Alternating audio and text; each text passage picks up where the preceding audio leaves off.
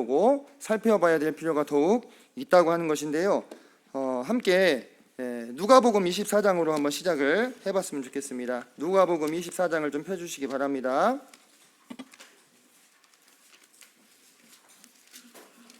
제 성경으로 신약성경 140페이지 정도 됩니다.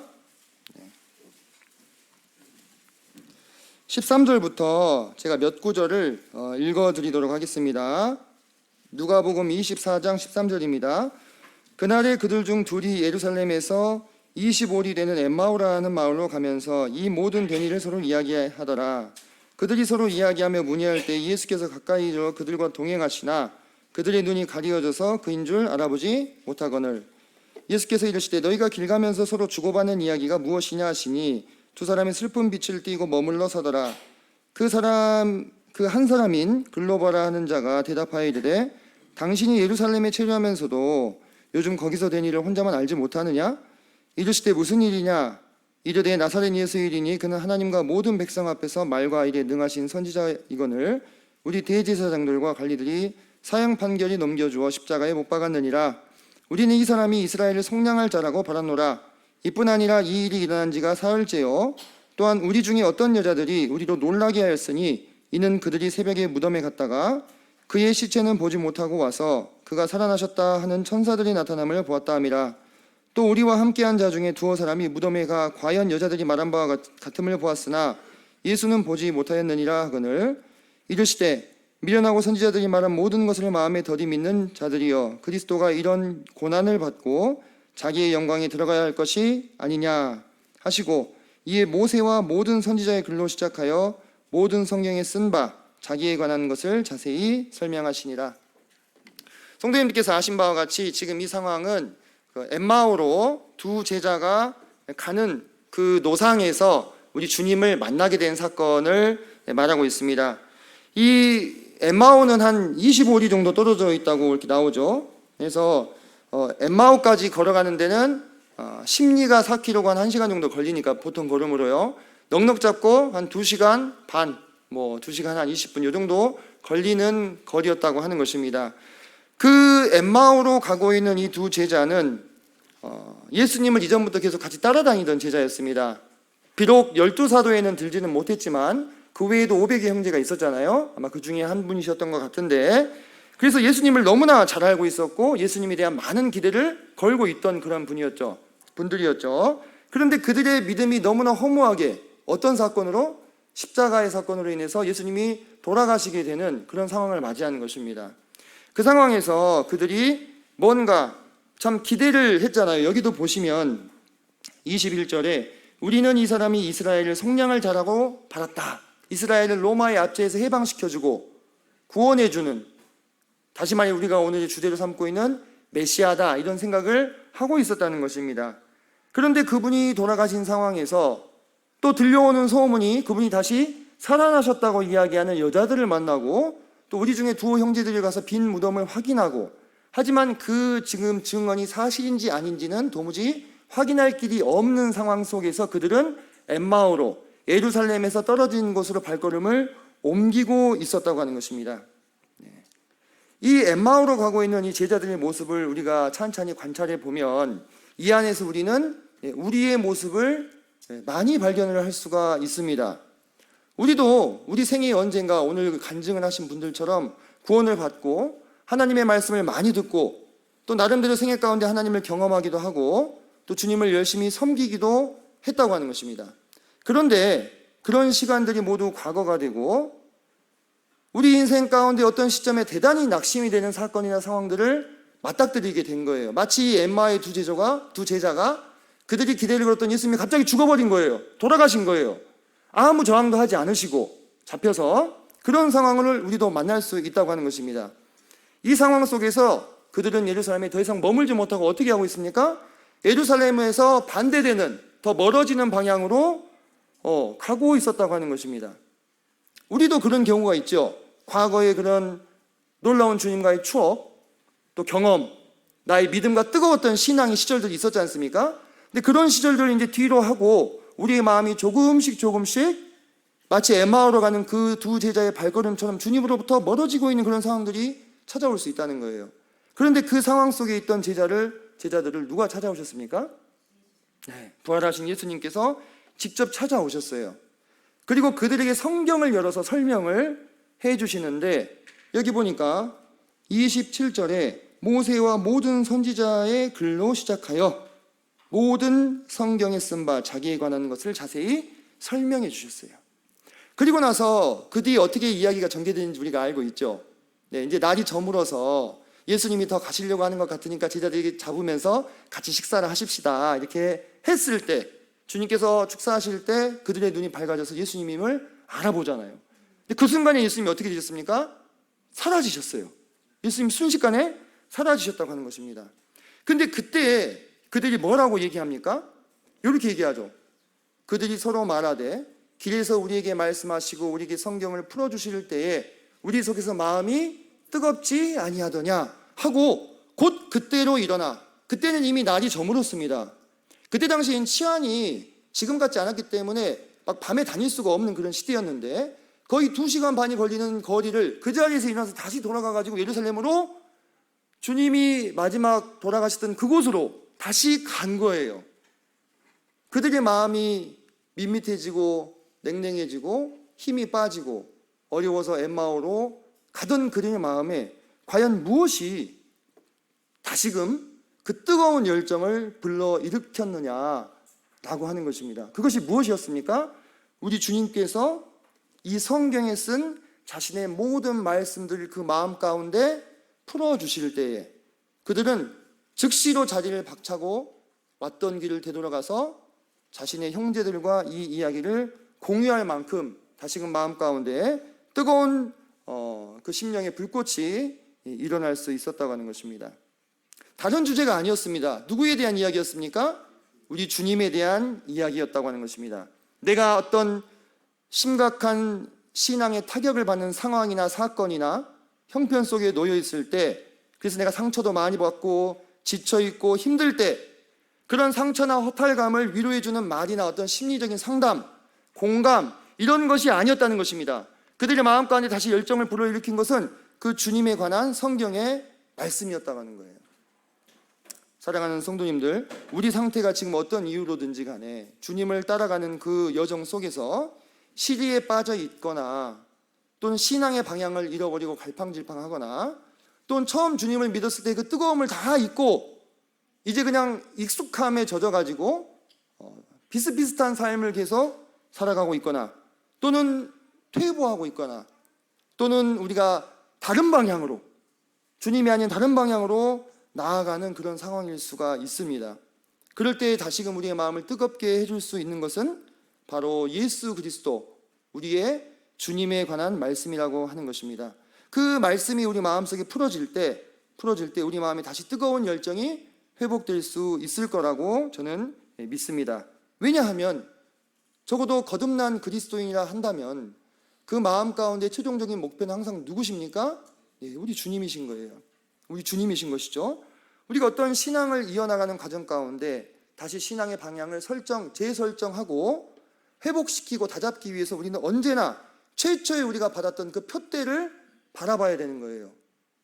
마치 사도 바울처럼요, 최초에 우리가 받았을 때 그 표대, 그것을 우리가 바라보게 될 때에 우리가 정말로 지금 잘 살아가고 있는 것인가, 난 주님을 사랑하고 있는가, 나는 무엇을 위해 살고 있는가, 이러한 인생 여정에 대한 부분에서 해답을 얻고 냉랭하고 메마르고 깨어져 버린 우리의 마음이 다시 회복받을 수 있지 않을까라는 생각을 해보게 됩니다. 그래서 제가 오늘 이 메시아라고 하는 말씀을 준비함에 있어서 이것을 어떤 딱딱한 교리적인 이야기나 또는 대부분 성도님들이 많이 알고 계시는 구절들이 나올 것입니다. 그런 것들을 되풀이하는 그러한 차원에서 준비하는 것이 아니라 이 엠마오의 여정 가운데 걸어가다가 성경에 나온 주님의 말씀을 풀어주실 때에 그 마음이 뜨겁게 회복되었던 이 제자들과 같이 오늘날 우리의 마음도 회복되기를 바라는 마음으로 준비하게 되었습니다. 우리는 오늘날 우리의 눈이 너무 누구를 향해 있습니까? 나를 향해 있어요. 현대인의 특징이죠. 내가 세상의 중심이고 내가 모든 상황과 사건의 중심입니다. 내가 잘났든 못났든 그렇습니다. 인간은 그런 존재죠. 그런데 그러면서 우리가 어떤 삶의 문제나 어려움들을 해결해 보려고 애를 씁니다마는 우리가 진정으로 바라봐야 될 것은 내 문제나 상황이나 상처나 아픔이 아니에요. 누구죠? 주님이시죠. 메시아이시죠. 불뱀에 물린 이스라엘 백성들을 기억해 보시기 바랍니다. 그들이 뱀에 물린 자기 상처만 바라보고 있으면 어떻게 되는 겁니까? 죽는 거예요. 그죠? 그 텐트 안에서 죽는 겁니다. 장막 안에서. 그 물린 상처를 어루만지고 쓰다듬고 독을 빨아서 빼내본다 한들 결국은 죽는 운명입니다. 그 이스라엘 백성들에게 필요한 건 무엇이었습니까? 자기 장막을 기어 나와서 높이 달린 무엇을 바라봐야 되는 겁니까? 노뱀을 바라봐야 되는 거예요. 그때에 살게 됐잖아요. 내 상처를 어루만지고 위로하고 싸매라고 하는 것이 현대의 심리학적인 치료 어떤 요법이라면 성경은 단호하게 그것이 아니라 주님을 바라보라, 그분을 바라보라 라고 우리에게 도전하고 있다고 하는 것입니다.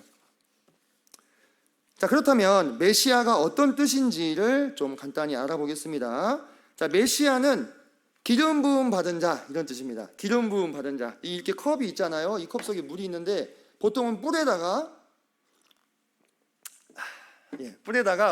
기름을 채워가지고 그 직분을 맡는 자에게 아주 풍성하게 부어주었습니다. 그래서 메시아라고 하는 이 표현은요, 아주 그 드문 그런 표현이 실은 아닙니다. 왜냐하면 구약 성경에서 이 기름 부음을 받는 직분들이 있었죠. 크게 몇 가지입니까? 세 가지입니다. 세 가지. 왕과 제사장과 선지자. 근데 구약 시대에 왕이 한두 명이었어요? 아니죠. 제사장은 또 어떻습니까? 선지자도 엄청나게 많았죠. 다시 말해서 이 메시아, 기름 부음 받은 자라고 하는 표현은 엄청 특별하고 희귀하고 드문 표현은 아니었다는 거예요. 하지만 우리가 소위 말하는 메시아 그리스도, 우리가 바라는 이 메시아는 어떤 메시아를 말하느냐? 이 세 가지 직분, 왕과 제사장과 선지자가 한 인격 안에서 통일되어 있는 이 세 직분을 모두 감당하시는 바로 그 메시아를 우리는 고대하고 있습니다. 구약 시대에는 이 세 직분이요 철저하게 구별되었습니다. 아주 특별한 경우에만 두 가지 직분을 감당한 케이스는 있습니다만 세 직분을 한 사람이 다 감당한 케이스는 극히 드뭅니다. 가장 근접했던 사람은 다윗이었습니다. 하지만 그조차도 모든 직분을 온전히 수행한 것은 아니었죠. 우리가 기대하고 고대하는 기름 부음 받은 존재는 구약 시대에 존재하는 많은 그런 기름 부음 받았던 사람들이 아니라 이 왕이시며 제사장이시며 선지자이신 오직 한 분, 그분을 우리가 지금도 기다리고 있습니다. 그렇다면 메시아는 왜 출현하게 되었으며 왜 메시아는 사람의 몸을 입게 되었을까? 이 부분을 우리가 좀 생각해 볼 필요가 있는데요. 우리 하나님께서 이 일을 위해서 어떻게 이제 인류의 역사를 전개해 가셨는지를 살펴보기 위해서는 태초로 돌아가야 됩니다. 그 에덴 동산으로요. 자, 태초에 하나님께서 천지를 창조하시고 그분이 창조하신 모든 것을 누구에게 맡기셨습니까? 아담에게 맡기셨죠. 아담이 그러니까 왕이었어요. 대리 왕이었죠. 하나님을 대신해서 다스리는 왕이었는데 그 아담과 겨루어서 이긴 자가 누굽니까? 뱀이었습니다. 뱀, 그죠? 뱀의 육체 속으로 누가 들어갔어요? 사단이 들어가서 하와를 꿰었죠. 그래서 하나님께서 다 만들어 놓고 이 좋은 것들을 다 아담에게 맡기셨는데 그 주권이 홀라당 사단에게 넘어가 버렸어요. 사단이 자기 입으로 직접 말하던 예수님을 시험할 때 이것은 내게 넘겨준 것이므로 내가 원하는 자에게 줄 권리가 나에게 있다. 예수님이 그에 대해서 반박하지 않으십니다. 그 말이 맞았던 거예요. 아담에게 건네줬던 주권이 사탄에게 넘어가게 되었는데 하나님께서 본디 자기에게 속하신 것을 빼앗기고 가만히 계실 분인가요? 그렇지 않죠. 하나님은 질투하는 하나님이라 했어요. 이 질투하신다는 뜻이 우리가 사람이 질투하는 것과 다른 겁니다. 이 질투, 하나님이 질투하시는 하나님이다 했을 때는 자기에게 속한 것을 끝까지 지키신다라는 뜻에서의 질투입니다. 자기에게 속한 것을 끝까지 지키신다. 그러면 천지 만물과 그 만물을 다스리기 위해서 세움을 받은 인간은 다 누구에게 속한 것입니까? 하나님께 속한 것이잖아요. 반드시 그것을 다시 되찾아 오셔야만 하시는 것이죠. 그런데 그때에 그 모든 되찾기 위한 어떤 하나님의 계획을 이름을 메시아 프로젝트다 이렇게 붙여보자면요, 이 프로젝트를 수행하기 위한 가장 중요한 조건이 하나가 있었다는 거예요. 그게 무엇이었느냐? 바로 육체를 입은 자에게 육체를 지닌 자가 빼앗았기 때문에 반드시 육신을 입고 그것을 되찾아와야 된다는 거예요. 무슨 뜻이냐면, 자, 아담은 육신을 입은 존재였습니다. 그에게 누가 접근했어요? 뱀이 접근했죠. 근데 그 뱀 속에 누가 있었습니까? 사탄이 역사하고 있었잖아요. 하지만 그도 뱀의 육신을 빌렸단 말입니다. 그래서 뱀이 이겼어요. 그러면 이 뱀에게서 되찾아올 때 하나님이 무엇을 입고 싸워야 됩니까? 육신을 같이 입고 싸워야 되는 거예요. 제가 한번 예를 들어볼게요. 만약에 그냥 주권자 하나님이 그냥 바로 찾아오실 수도 있잖아요. 우리 이런 생각을 많이 합니다. 그 선악과 사건이 일어난 그 순간에 하나님께서 신적으로 개입하셔가지고 너 사단이 나쁜 녀석 하면서 바로 그걸 다시 되찾아 오실 수는 없었을까? 그랬다면 지금 우리가 보고 있는 이 숱한 이 세상의 불행들은 다 해결될 수 있을 텐데 이렇게 생각을 하시잖아요. 근데 그게 무엇과 같냐면, 운동 경기를 하는데 체급을 맞추지 않은 것과 같은 거예요. 100kg짜리 선수가 있습니다. 헤비급이죠. 근데 이 사람이 60kg짜리 선수를 이겼다고 해서 자랑할 만한 일이 됩니까? 안 되는 거죠. 그죠? 100kg는 누구랑 싸워야 돼요? 100kg짜리 체급이 맞는 선수와 싸워서 이겨야만 영광이 되고 자랑스러운 일이 있잖아요. 근데 하나님이 주권적으로 신적으로 육체를 입고 싸운 그들에게서 이 주권을 다시 되찾아오게 되면 하나님의 영광이 어떻게 되는 거예요? 가리워지는 거예요. 하나님에게 불명예가 되는 것입니다. 그래서 하나님께서는 이 일에 똑같은 육체를 입은 누군가를 보내시기로 계획을 하신 거예요. 그래야 체급이 맞는 거잖아요. 그리고 그 상태에서 이겨야 그것이 누구에게 영광이 되는 것입니까? 하나님께 영광이 된다는 것이죠. 그래서 하나님께서는 그분의 메시아 프로젝트, 육체를 입고 다시 사단에게 주권을 빼앗아 오실 계획을 여자의 후손이라는 표현으로 압축해서 계시해 주셨다고 하는 것입니다. 그래서 우리 사람들은 이제 하나님께서 약속하신 여자의 후손이 다시 와서 아담이 빼앗겼던 주권을 되찾을 때까지는 누구의 권세 아래 있어야 되는 겁니까? 사탄의 권세 아래 있어야 되는 거예요. 오른쪽에 있는 그림 봐보세요. 이런 신세죠. 이 땅에 태어난 모든 사람들은 주님께서 다시 이 땅에 하나님께서 약속하신 그 선수가, 두 번째 선수가 이 땅에 찾아올 때까지는 사탄의 압제 아래에서 고통받아야 되는 거예요. 마치 누구처럼요? 애굽에서 구원자를 기다리던 이스라엘 백성들처럼 기다려야 되었다고 하는 것입니다. 그런데 그렇다면 여기서 파생되는 문제가 하나 있는데 무엇이냐? 자, 이제 하나님이 보내실 구원자는 무엇을 입고 온다 했어요? 육신을 입고 온다 했잖아요. 그러면 겉으로 봤을 때 다른 사람과 틀린 점이 있습니까? 없습니까? 없잖아요. 메시아가 태어났는데 뒤에 후광이 있을 것이니라 하면 알아보기가 쉽겠죠. 그죠? 태어나자마자 싱 하고 이렇게 뭐가 올라오면 이 사람이 메시아다 이렇게 알 수 있을 거 아닙니까? 그러면 체급이 맞다고요? 안 맞다고요. 똑같은 사람이 나온 거예요. 똑같은 사람이. 똑같은 우리와 같은 피와 살과 뼈를 가지고 있는. 근데 그분이 그렇다면 이 땅에 찾아오는 사람 중에서 과연 누가 하나님이 보내기로 한 그 여자의 후손이냐라는 것을 알아보는 것이 대단히 중요한 문제가 된 거예요. 왜? 그 사람을 믿어야만, 그 존재를 믿어야만 인류는 어떻게 될 수 있습니까? 구원받을 수 있기 때문에. 그래서 하나님께서는 우리 인간의 역사를 따라서 점진적으로 하나님의 아들 메시아에 관한 계시를 우리에게 열어 보여주신 것입니다. 그리고 그 계시를 모아놓은 것이 뭡니까? 바로 성경입니다. 우리가 방금 봤잖아요. 누가복음 24장에서. 그죠? 27절에 보니까 모든 성경에 쓴 바 자기에 관한 것을 자세히 설명하셨다. 이렇게 하나님이 주님께서 말씀을 하고 계시잖아요. 그래서 이 성경 전체는 바로 누구에 대한 증언입니까? 메시아에 대한 증언입니다.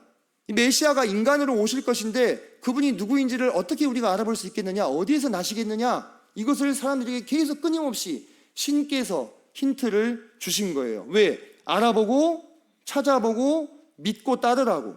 오직 그분만이 구원의 길이 되실 것이기 때문에 그랬다는 것입니다. 자, 그래서 우리가 조금 더 자세히 살펴보면 주님께서 지금 27절에서 모세와 선지자의 글 이렇게 말씀하셨는데요. 뒤에 보시면 이미 성경 펴놓으셨으니까 44절을 한번 봐보세요. 44절. 거기 보시면 이제 갑자기 예수님이 다시 나타나시죠. 엠마오의 두 제자가 그 밤에 다시 예루살렘에 찾아가서 그 얘기를 하고 있는데 나타나시잖아요.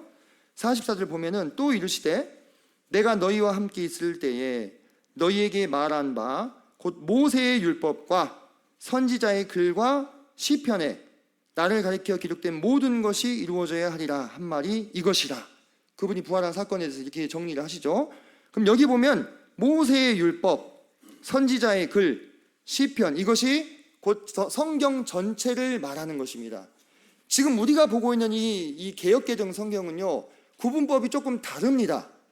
문학적인 구분법을 따르고 있는데 원래 히브리 성경은요 크게 세 개로 구분이 됩니다. 모세의 율법으로 대표되는 토라 앞에 보이시죠? 그리고 선지자들의 글, 느비임이라고 하는데 선지자들의 글. 재미있는 게 우리는 역사서로 분류하는 여호수아, 사사기, 사무엘기, 열왕기가 여기 들어있어요.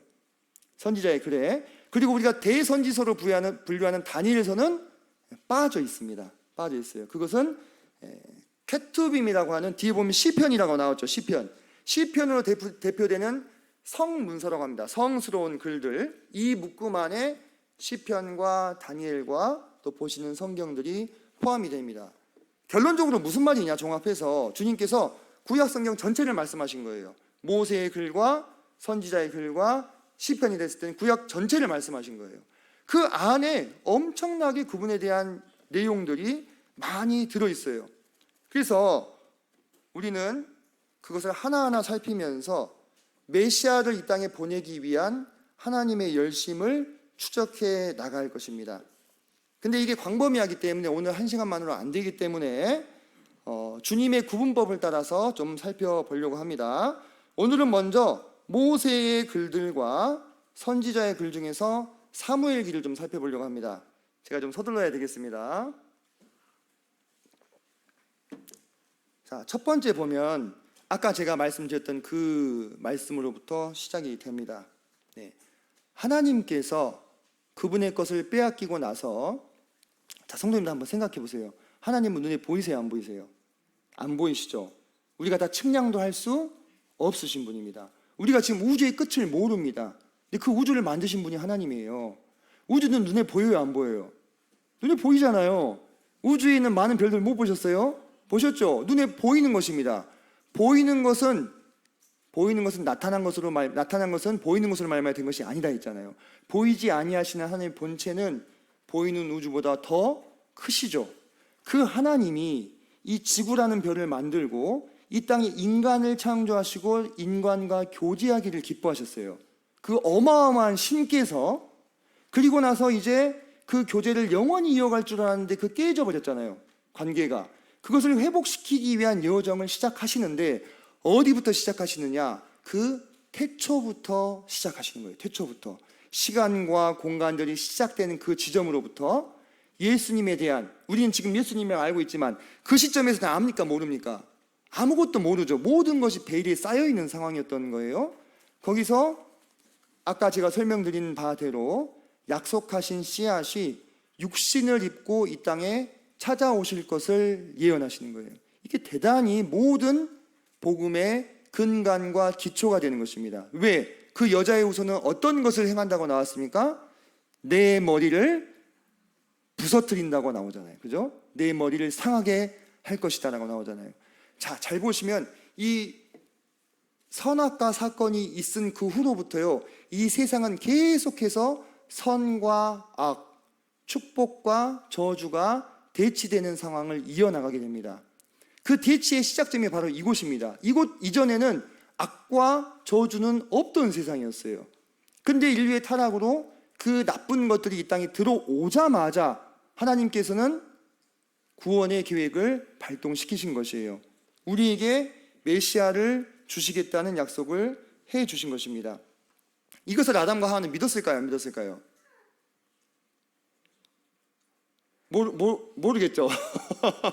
그죠? 우리가 아담이나 하와의 마음속에 들어가 보지 않았으니까 아담과 하와는 아마 이것을 정확하게 이해했던 것 같습니다. 왜냐하면 그 뒤에 창세기 4장 1절을 보면 아담이 세 번역으로 자기 아내 하와와 동침하니 아내가 임신하여 가인을 낳았는데 이때 주님의 도우심으로, 여기서 주는 여호와 하나님을 말하는 것입니다.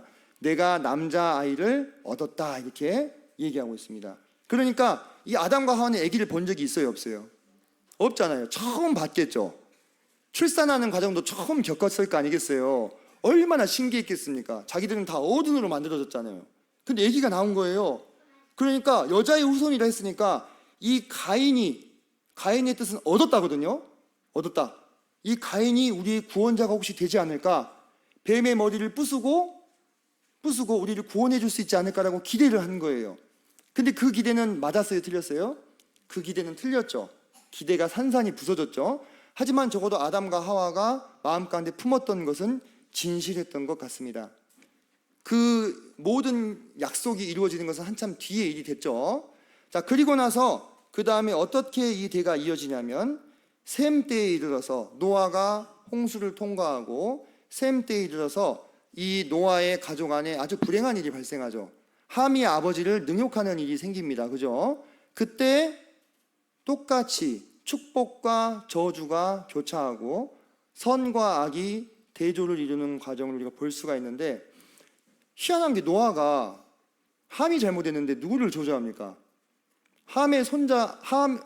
노아의 손자인 함의 아들 가나안을 저주해요. 그죠? 손자를 좀 저주하실 수 있겠습니까? 아까 우리 모치님도 간증하실 때 손자 너무 사랑한다고 이렇게 얘기하셨는데 참 할 수 없는 일이죠. 근데 노아는 희한하게 이 상황에서 함의 아들인 가나안을 저주하면서 도리어 셈과 야벳을 축복하는데, 이때 셈의 하나님 여호와를 찬송하리로다 라고 고백합니다. 사실 이것을 디테일하게 오늘 다 설명을 하자면 너무 시간이 부족한데요, 간단하게 설명을 드리면, 자, 노아는 셈이 하나님을 소유하고 있다 이렇게 얘기하는 거예요. 셈의 하나님은 소유격이잖아요. 하나님이 누구의 것입니까? 셈의 것이 되어 있다 이렇게 얘기하는 거예요.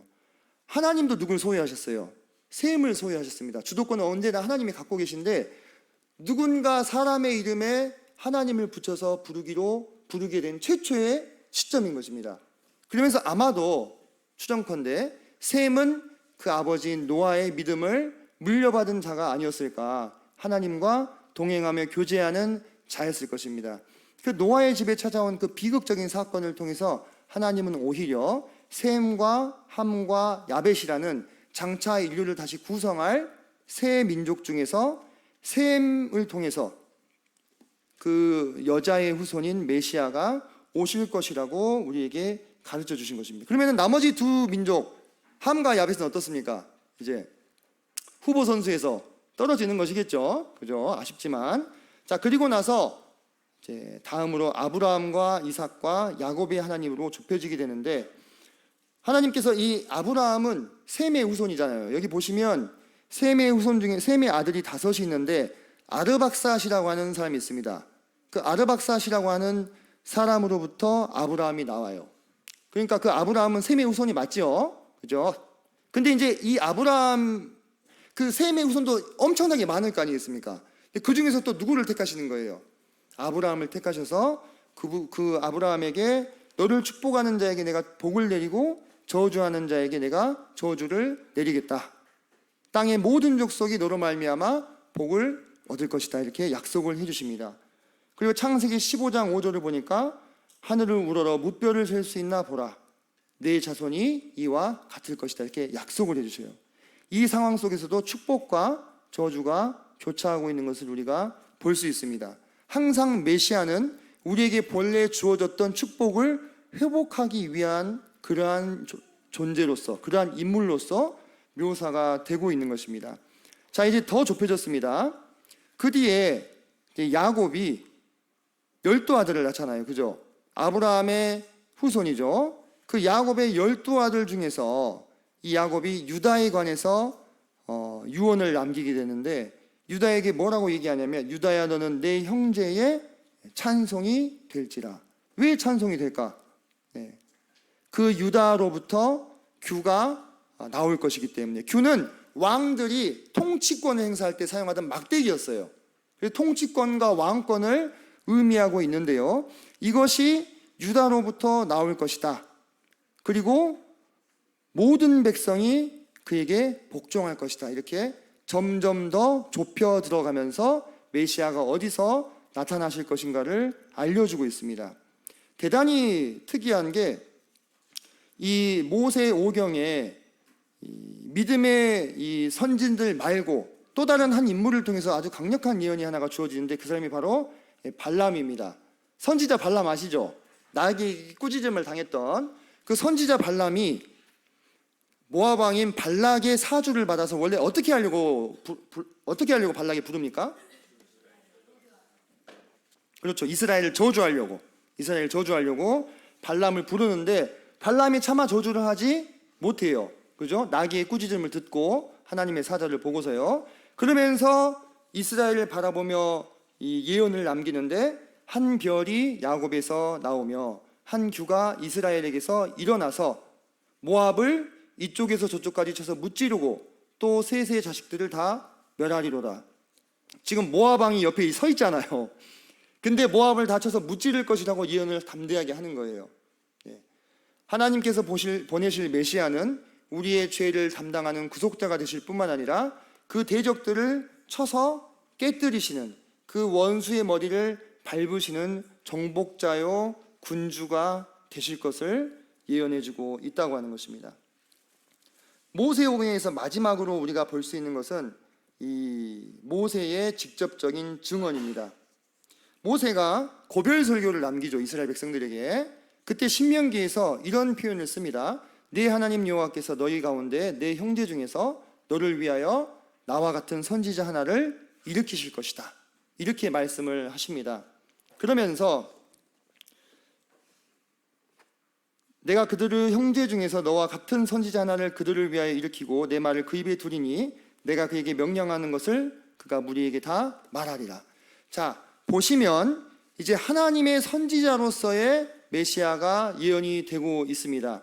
나중에 여러분들 한번 생각을 떠올려 보시면은 세례 요한이 이스라엘을 찾아와 가지고 이스라엘 사람들한테 세례를 베푸니까 바리새인과 사두개인의 종들이 찾아와 가지고 뭐라고 물어봅니까? 네가 엘리야냐? 물어보죠. 아니라 그래요. 이게 소선지서에 나오는 예언이잖아요. 그럼 네가 그 선지자냐? 이렇게 물어보죠. 그 선지자가 누구를 어디서 나온 겁니까? 바로 여기서 나온 거예요. 그러니까 다시 말해서 네가 그 모세가 말씀하셨던 그 메시아 선지자를 말하냐? 이걸 물어보는데 세례 요한이 뭐라고 합니까? 아니라고 하죠. 자기는 아니니까. 누구셨습니까? 예수 그리스도셨죠. 그죠? 그리고 제가 앞서 말씀드렸던 메시아의 삼중 직분 안에 선지자의 직분이 들어가잖아요. 그죠? 이렇게 하나님께서는 모세의 오경을 통해서 그분이 보내실 구원자 메시아에 대해서 계속해서 우리에게 밝혀주고 있는 것을 우리가 확인할 수가 있습니다. 저는 이 메시아에 대한 이 예언을 준비하면서 마음 가운데 그런 감사함이 있었습니다. 제가 계속해서 반복해서 말씀을 드렸다시피 메시아의 예언이 우리에게 주어지는 때는요, 항상 보면 선과 악이 교차하고 축복과 저주가 교차하는 자리였어요.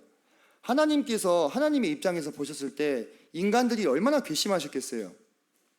천지 만물을 다 만들어주고 그곳에 있는 모든 좋은 것들을 다 맡겨서 뭐로 만들어줬습니까? 왕으로 만들어줬잖아요. 왕이었어요. 아담은 왕이었습니다. 아담이 모든 피조물에 뭘 지어줍니까? 이름을 지어줘요. 이름을 지어준다는 것은 뭐가 된다는 뜻이에요? 주인이 된다는 뜻이며 아비가 된다는 뜻입니다. 아빠 엄마가 애기들 이름 지어주잖아요. 그죠? 그 주권자가 된다는 뜻이에요. 이게 보통 행위가 아니거든요. 그렇게 다 배려해 주셨는데 홀라당 누굴 배신합니까? 하나님을 배신하잖아요. 하나님이 되고 싶어서 하나님을 배신했다니까요. 다른 이유도 아니고. 그죠? 그러면은 축복과 저주의 길 중에서 이 갈림길에서 하나님께서 우리의 운명을 어디로? 저주로만 쏠리게 하셨어도 우리는 할 말이 없어요. 마귀, 니네가 그토록 원하던, 그토록 따르던 그 마귀 말 따라서 다 망해버려라. 그 마귀의 압제 가운데서 다 괴로움과 고통을 평생 경험하다가 죽어서도 저주를 받거라 라고 하더라도 우리는 사실 항변할 길이 없다 이 말입니다. 그런데 놀라운 것은 우리가 이렇게 고통받으면서 호소해서 하나님 살려주세요, 살려주세요 해서 준비하신 것도 아니고, 그 사건이 일어난 바로 그 시작 전부터 하나님은 뭘 계획하셨다는 것입니까? 구원의 계획을 가지고 계셨다는 거예요. 우리를 버리지 않으시려고 했다는 거예요. 왜? 우리를 만드셨기 때문에, 우리의 아버지가 되셨기 때문에. 저는 이 부분이 참 너무나 하나님 앞에서 감사한 부분이었다고 하는 거예요. 우리가 오늘 이 메시아에 관련된 이런 말씀 구절들을 구구절절 살펴보고 있지 않습니까? 하나님이 계속 끊임없이 인류에게 알려주고 힌트를 주고 계십니다. 그런데 오늘날 우리는 여전히 어떤 잘못들을 반복하려고 하냐면, 우리가 상처받았다고, 우리가 안 좋은 일을 겪었다고, 우리가 어려움을 당했다고 주님 섬기면서 엠마오의 두 제자처럼 어떻게 합니까? 하나님을 떠나서, 예루살렘을 떠나서 엠마오로 길을 떠나버리는 거예요. 세상을 사랑하고 이제 난 조금 내려놔야 되겠다, 역시 어디나 똑같다, 이런 마음을 가지면서 하나님으로부터 멀리 떨어지게 되는 거예요. 우리가 축복과 저주의 갈림길 가운데서 여전히 축복으로, 여전히 우리를 버리지 않고 구원하시려고 한, 그리고 결과적으로 이 시대에 우리를 구원해 주신 모든 사랑과 은혜를 등 뒤로 던져버리고 하나님을 떠나서 피상적인 껍데기만 남은 신앙생활을 하고 있다거나, 또는 그마저도 지속하지 못하고 교회를 떠나버리는 상황들이 얼마나 많냐 이거예요. 그것은 또 다른 선악과 사건이라고 말할 수 있지 않겠습니까? 또 다른 배신의 사건이 된다고 하는 것입니다. 우리가 이 메시아에 대한 이 말씀들을 구구절절 살펴보면서 우리 마음 가운데 다시금 우리 주님을 향한 사랑과 감사의 마음을 회복해야 되지 않겠는가 하는 생각을 해보게 됩니다. 제가 오늘 그 선지서도 준비를 했는데 시간 관계상 이곳을 넘어가야 될 것 같습니다. 트릴로지라고 했으니까 2부작과 3부작에서 계속 다뤄드리도록 하겠습니다.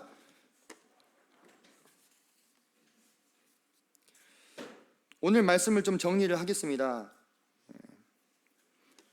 우리는 모두 그렇습니다.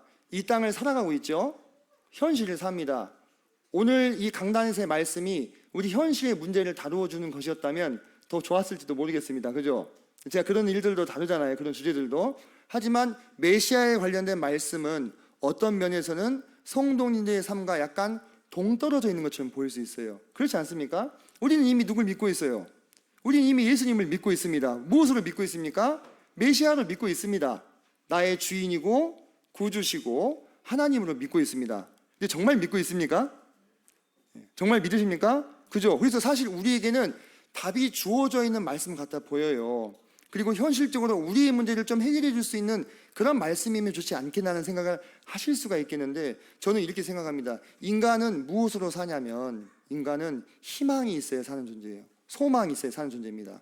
우리가 매일매일 되풀이하고 반복하고 있는 이 일상에서, 또 우리가 매일매일 되풀이하고 있는 수요일 날 말씀 집회 나오고, 금요일 날 기도 집회 나오고, 일요일 날 예배 나오고, 또 열심히 일하다가 또 수금일 이런 반복되는 일상이 자칫 우리를 아주 밋밋하게 만들 수 있어요.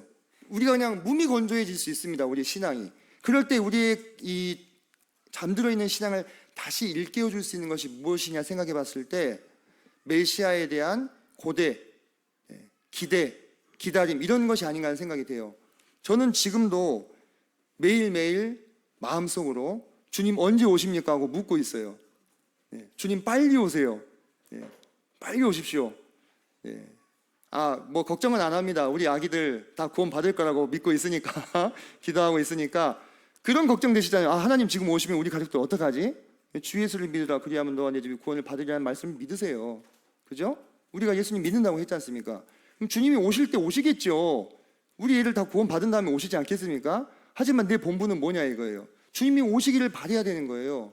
이 세상이 계속 유지될 것이 아니잖아요. 언젠가 우리는 반드시 주님 곁으로 가게 되고 영광스러운 그분을 우리 육체 밖에서 보게 될 날이 찾아올 거예요. 매일매일 반복되는 이 일상 속에서 우리가 거기에 매몰되어 가지고 살다 보면 하늘을 향한 소망과 이 바람을 잊어버릴 수 있습니다. 그럴 때 우리가 메시아에 대한 말씀을 들으면서 다시금 우리 마음 가운데 이 믿음을 회복하기를 바라는 마음이 있습니다.